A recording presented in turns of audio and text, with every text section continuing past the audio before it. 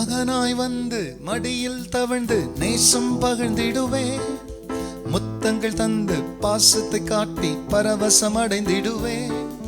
மகனாய் வந்து மடியினில் தவழ்ந்து நேசம் பகிர்ந்திடுவேன். முத்தங்கள் தந்து பாசத்தை காட்டி பரவசம் அடைந்திடுவேன். என் அன்பே, என் அன்பே, என் அன்பே, என் அன்பே.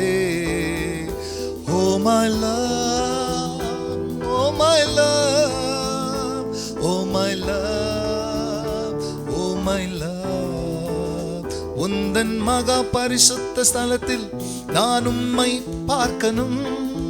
உந்தன் முகத்தை பார்த்து நான் உம்மை ரசிக்கணும். உந்தன் மகா பரிசுத்த ஸ்தலத்தில் நான் உம்மை பார்க்கணும். உந்தன் முகத்தை பார்த்து நான் உம்மை ரசிக்கணும். என் அன்பே, என் அன்பே, என் அன்பே, என் அன்பே. Oh my love, oh my love, oh my love, oh my love. கர்த்தருடைய பரிசுத்த நாமத்திற்கு மகிமை உண்டாவதாக. ஆண்டவராகிய இயேசு கிறிஸ்துவின் நாமத்தில் வாழ்த்துக்கள்.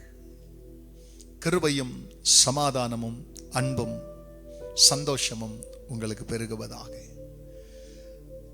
அன்பானவர்களே, இந்த நாளிலே தேவனாகிய கர்த்தர் நமக்காய் அவர் கொடுக்கின்ற அவருடைய வாக்குத்தத்தமானது யோவான் 3:16. தேவன் தம்முடைய ஒரே பேரான குமாரனை விசுவாசிக்கிறவன் எவனோ அவன் கெட்டு போகாமல் நித்திய ஜீவனை அடையும்படிக்கு அவரை தந்தருளி இவ்வளவாய் உலகத்தில் அன்பு கூர்ந்தார்.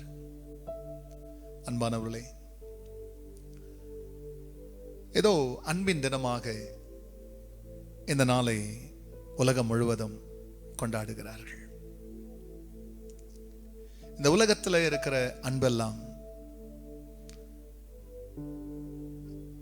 நிலையில்லாததுன்னு சொல்ல முடியாது, நிலைக்குதுன்னு சொல்ல முடியாது. நிலையான அன்பும் உண்டு, நிலையற்ற அன்பும் உண்டு. உண்மையான அன்பும் உண்டு, உண்மையில்லாத அன்பும் உண்டு. உண்மை உள்ள அன்பு இருந்தாலும் நிலைக்கிற அன்பா இருந்தாலும் மரணம் என்ற ஒன்றிலே இந்த அன்பெல்லாம் நம்மை விட்டு விலகிட்டு. ஆனால் இங்கே நிலையான அன்பு, நித்திய அன்பை குறித்து தேவன் இந்த இடத்துல பேசும் பொழுது, அன்பு என்பது வாங்கிறதல்ல, அன்பு என்பது கொடுப்பது. அதனால்தான் தேவன் தம்முடைய ஒரே பேரான குமாரனை விசுவாசிக்கிறவன் எவனும் அவன் கெட்டு போகாமல் நித்திய ஜீவனை அடையும்படி அவரை தந்தருளி இவ்வளவாய் உலகத்தில் அன்பு கூர்ந்தாராம். இன்னைக்கு இந்த உலகத்துல ஜீவனை தருகிற அன்பு வெறும் அந்த காலத்துல இந்த பூமியில ஓடும்பொழுது மட்டும் தருகிறதான அந்த ஜீவன் அல்ல. காலத்தை கடந்து கடவுளை போல நித்திய நித்தியமாய் வாழ்வதற்கு சாகக்கூடாத ஒருவரை, சாக முடியாத ஒருவரை நம்மை பிரியமலை நேசிக்கும் பொருட்டு, நம்ம பிரியமலை வாழ வைக்கும் பொருட்டு தான் ஒரே பேரான குமாரனை சாக ஒப்பு கொடுத்தவர்.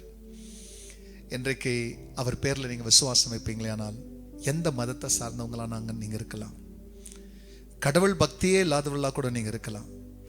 ஆனா கிறிஸ்தவம் என்பது உங்களை தேவன் நேசிக்கிறார், நீங்க நரகத்துக்கு போகக்கூடாது, நீங்க பரலோகத்துக்கு வரணும், நித்திய நித்தியமா வாழணுன்றதுக்கு தேவன் கொடுத்த மிகப்பெரிய கிஃப்ட் தம் மகனுடைய மரணமும் அதன் வழியாய் நம்ம அனுபவிக்க வேண்டிய நித்திய ஜீவனம். இந்த அன்பை புரிந்து கொள்வோம், நித்தியத்தை பெற்று நிலையாய் வாழ்வோம். கர்த்தர் நம்மை ஆசீர்வதிப்பார். ஜெபிக்கலாம்.